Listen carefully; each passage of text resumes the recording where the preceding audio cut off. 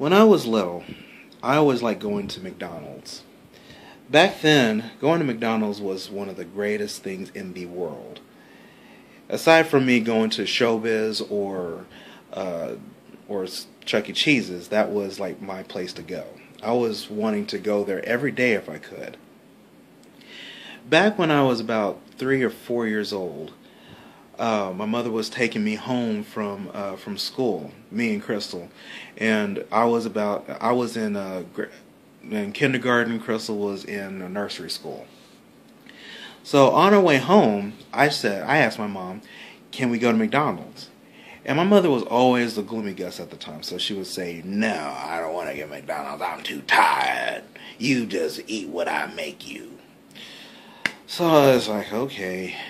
So when we got to the house, Mom took Crystal and took her in the house. Now, before I went inside, I thought to myself, well, if Mom is just tired to a point where she doesn't want to take me to McDonald's, then I can just go myself. I know where it's at. So, without a second thought, I hopped on my little blue tricycle and I start pedaling on my way down the alley to go to McDonald's. I went through the alley, I went down the road, I went across the street, I went uphill, I went downhill, and I made it. I made it to McDonald's. And if that wasn't funny enough, I rode up to the little drive-through window. I knocked on the window, and the cashier opened up the window and looked at this little 3-year-old kid on a tricycle in the drive-through talking about, "I would like some chicken McNuggets." She said, "Do you have $4.50? She didn't ask where my mother was. She asked me, "Do I have $4.50? So I said, "No, I don't. I mean, usually Mom takes care of the money around the house." And then the lady says, "Well, go back home and tell your mother that you need $4.50 and we can get you chicken McNuggets." I just said, okay.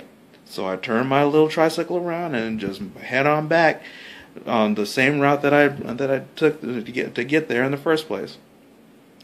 As I was riding back down the alley, I was seeing my house, and I saw that the car, my mom drives, the door was open, the engine was running, and I kind of saw like a little bit of commotion where my mother was like frantically looking for something, and I did not realize that something was me.